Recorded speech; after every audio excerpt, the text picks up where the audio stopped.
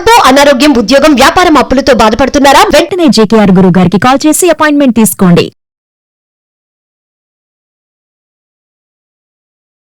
నమస్తే, welcome to Suman TV. ప్రస్తుతం మనతో పాటు law of attraction, money and life coach అయిన, అంతేకాకుండా ప్రశ్న శాస్త్రం, హస్త సాముద్రిక, ఇంకా పుట్టుమచ్చల శాస్త్రం ద్వారా జ్యోతిష్యం చెప్పబడే బహుముఖ ప్రజ్ఞాశాలి డాక్టర్ బ్రహ్మశ్రీ జేకేఆర్ గురువు గారు ఉన్నారు. వీరితో కొన్ని విషయాల్ని మనం ఈరోజు చర్చిద్దాం. నమస్కారం గురుగారు. నమస్కారం అమ్మా. గురుగారు, ఇప్పుడు మనకి మేనిఫెస్టేషన్ చేసి యూనివర్స్ తో కనెక్ట్ అవ్వాలి అంటే మనకి మీరు ధ్యానం మంచిగా ఎక్కువగా చేస్తూ ఉంటే ఈజీగా కనెక్ట్ అవుతాము అని అంటుంటారు. అయితే చాలా మందికి ధ్యానం చేసేటప్పుడు అంటే మల్టిపుల్ ఆలోచనలు వస్తూ ఉంటాయి, రకరకాల ఆలోచనలు మనకు వస్తూ ఉంటాయి. అంటే ధ్యానం చేసి మేనిఫెస్టేషన్ చేయమంటున్నారు కానీ మనకు ధ్యానమే కుదరట్లేదు అని అంటుంటారు.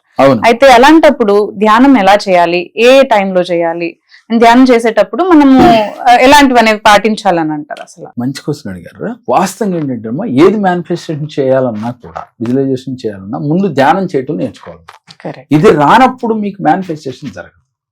ధ్యానం అంటే గంటలు చేయక్కర్లేదు. నేనేమంటానంటే ముందు ఒక పావు గంటతో మొదలుపెట్టి గంట వరకు మీరు గనక ప్రాక్టీస్ చేయగలిగితే రోజులో అద్భుతాలు సృష్టిస్తారు. అంటే ధ్యానము అసలు ఎందుకు పుట్టింది, అసలు ఈ ధ్యానం అంటే ఏంటి అని మనం ముందు వివరిద్దాం. వాస్తవానికి ధ్యానము అంటే కళ్ళు మూసి కూర్చోవటం, అంతే కదా. ఇది సింపులేగా అని నేను చెప్పొచ్చు, కానీ కళ్ళు మూసి కూర్చుంటే వీళ్ళ మనసు వీళ్ళ మాట ఇంటలా. వాస్తవానికి శ్వాసను గమనిస్తూ కూర్చోవాలమ్మా. ఎందుకు శ్వాసను గమనించాలి? మన శరీరంలో ఒక భగవంతుడు ఉన్నాడు, వాడు ఆత్మ రూపంలో ఉన్నాడు. ఆత్మే పరమాత్మ, ఈ సత్యం మనం అంటూ ఉంటాం, చెప్తూ ఉంటాం.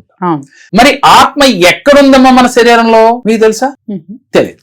వాస్తవంగా మన శరీరంలో ఆత్మ ఎక్కడుందంటే లెఫ్ట్ సైడ్ లో హార్ట్ దగ్గర ఉంటుందమ్మా. ఇక్కడ ఉంటుంది, ఎగ్జాక్ట్ గా హార్ట్ దగ్గర మనకి ఆత్మ ఉంటది.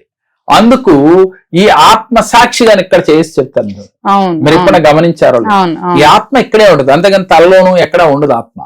ఈ ఆత్మ అక్కడికి ఎలా చేరింది అని అంటే భగవంతుడి నుంచి తల్లి గర్భంలోకి మనం ప్రవేశించిన తర్వాత మనకి 5వ నెల వెళ్ళిపోతున్న సమయంలో 6వ నెల వచ్చేలోపుగా మనకి ఆత్మ ప్రవేశిస్తుంది. ఆ ఆత్మ తల్లి శ్వాస తీసుకుంటే ఆ శ్వాసను తీసుకుంటా ఉంటుంది. అప్పుడు భూమి మీద పడినాక తొలి శ్వాస మొదలవుద్దమ్మా బిడ్డకి. భూమి మీద పడిన వెంటనే వాడు ఏడుస్తాడు, పాపైనా బాబైనా. ఏడవటం అంటే ఏంటి? కొత్తగా ఒక శ్వాసను తీసుకోగానే ఏడుస్తూ మొదలు పెడతాం, ఏంటో కొత్తగా ఉంది అని. మళ్ళీ ఈ శ్వాస విడిస్తే ఏంటి? చివరి శ్వాస అంటాం మనం, వెళ్ళిపోవటం భూమి నుంచి. మొదలు అదే, చివరు అదే, మధ్యలో ఉన్నదే జీవితం. మధ్యలో ఉన్నదే మొదలు, చివర తీస్తే మధ్యలో ఉన్నది జీవితం. ఈ జీవితం మనం ఏం చేస్తాం? ఏ రోజు కూడా మనం భగవంతుడిని తెలుసుకోలేం. అందువల్లే మీకు ధ్యానం కుదరట్లా. మరి ఎలా తెలుస్తుంది అంటే, అందుకే మీరు ఏ ధ్యాన కేంద్రాల కన్నా వెళ్ళండి. అది బుద్ధ ధ్యాన కేంద్రం కావచ్చు, లేదు ఇంకొకటి ఏదైనా కావచ్చు. శ్వాస మీద ధ్యాస పెట్టండి, ఎక్సిల్ ఇన్హిల్ గమనించండి. ఇదేగా చెప్పేది, వేరే ఏం లేదుగా. ముందు మనం ఆనాపానా చేయండి. భాష వేరు కానీ ఇదే అర్థం. ఎప్పుడైతే ఈ శ్వాసని గమనించడం మొదలు పెట్టావో, ఎవరు ఆ శ్వాస? అసలు ఆ శ్వాసని భగవంతుడే కదా సృష్టించింది, నువ్వు కాదు కదా సృష్టించింది. అమ్మా, మీకు తెలిసి మీ శరీరంలో తీసుకునే ప్రతిదీ మీకు తెలిసే జరుగుతున్నాయి, ఒక్క శ్వాస తప్ప. గమనిస్తే మీకు అర్థం అవుతుంది. మీరు తీసుకునే ఆహారం కావచ్చు, వాటర్ కావచ్చు, ఏదైనా మీరు తెలిసే తీసుకుంటున్నారు. నిద్రైనా మీకు తెలిసే పోతున్నారు, కానీ శ్వాస మీకు తెలియకుండానే జరుగుతూ. పడుకున్నా, కూర్చున్నా, నుంచున్నా, పరిగెట్టినా శ్వాస దానిపైన చేసుకుంటారు. మరి ఈ శ్వాసని ఎవరు గమనించారు, ఎవరు కనిపెట్టారు అంటే, ఈ ఆత్మ లేనప్పుడు ఈ శ్వాస తీసుకుంటుందా ఈ శరీరం? లేదు. ఈ సత్యాన్ని తెలుసుకోవాలి ముందు. ఈ శరీరం వేరు, ఆత్మ వేరు. ఈ శ్వాస ఆత్మకి సంబంధం ఉంది. ఈ శ్వాస అయితే ఆత్మ ఉండదు.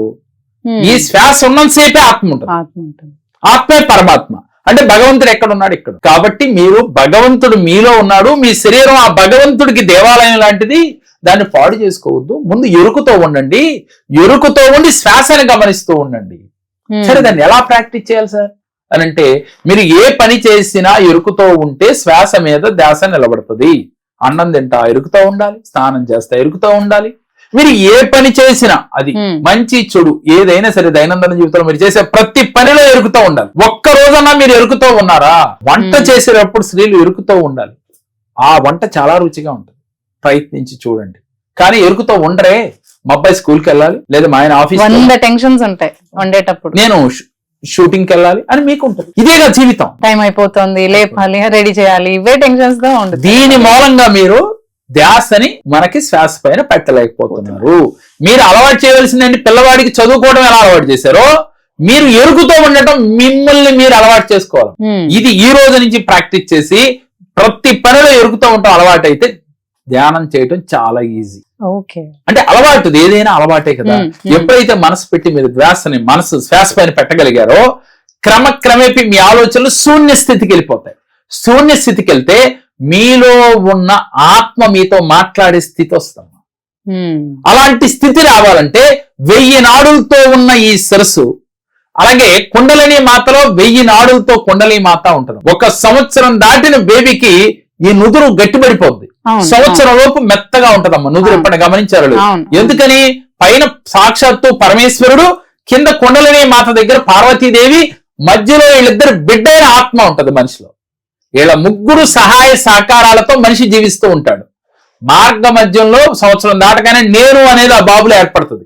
ఉదాహరణకి సంవత్సరం దాటిన బాబు గిలక్కాయచి తీసుకుంటే ఏడుస్తాడు, మళ్ళీ ఎమ్మని ఏడుస్తాడు. ఎందుకని? వాళ్ళు ఏమొచ్చింది? నేను అనేది వచ్చేసింది. ఎప్పుడైతే నేను వచ్చిందో క్రమక్రమేపీ కామం వస్తుంది, క్రోధం వస్తుంది, ఈర్ష వస్తుంది, దేశం వస్తుంది. ఎప్పుడైతే ఈ 1000 నాడులు మూసుకుపోతాయమ్మా, ఇలా మూసుకుపోవటం ప్రారంభించిందో మనలో అరషడ్వర్గాలు తయారైపోతాయి. ఈ తయారైన కాడి నుంచి మీలో కామం, క్రోధం, మోహం అన్ని వచ్చేస్తాయి. అప్పుడు మీకు ఈ భగవంతుడు ఏమీ చేయలేని నిస్సహాయ స్థితిలో ఉండిపోతాడు. అమ్మవారు నిస్సహాయ స్థితిలో ఉండి ఆత్మ మాత్రమే ఉంటుంది. మనం బతికున్నాం, కానీ ఎలా బతికున్నాం? ఈ ప్రాపంచిక జీవితంలో అన్నిటికీ ఆకర్షితులై కామ, క్రోధ, మదమాత్సల్యాలు మనలో చేరి ఆడిస్తా ఉన్నాయి. మనం కాదు ఆడేది. అందువల్ల మీకు శ్వాస నిలబట్ల. వాటిని తొలగించుకోవాలి అంటే మీరు ధ్యానం చేయాలి. ఒక్క నాడి గనక 1000 నాడిలో ఒక్క నాడి గనక ఓపెన్ అయ్యి ఒక వెలుగు దీంట్లో ప్రసరిస్తే వెన్నుపోసకుండా వెళ్ళి కుండలిని మాత యాక్టివ్ అవుద్దమ్మా. ఎప్పుడైతే కుండలిని మాత యాక్టివ్ కింద నుంచి పైకి, పైనుంచి కిందకి వెలుగు గనక స్టార్ట్ అయితే మీలో అర్షడ్ వర్గాలు ఒకటి వెనకాల ఒకటి, ఒకటి తర్వాత ఒకటి దూరం అవుతా ఉంటాయి. అప్పుడు మీకు ఈజీగా ధ్యానం కుదురుద్ది, భగవంతుడు చేరుకోగలుగుతారు. తర్వాత మీ మేనిఫెస్టేషన్ చిటికేస్తే జరుగుతుంది. మీరు శ్వాస పైన ధ్యాస కుదరట్లేదంటే ఈ సత్యాన్ని తెలుసుకుని ఇప్పటికైనా ప్రయత్నం చేయండి.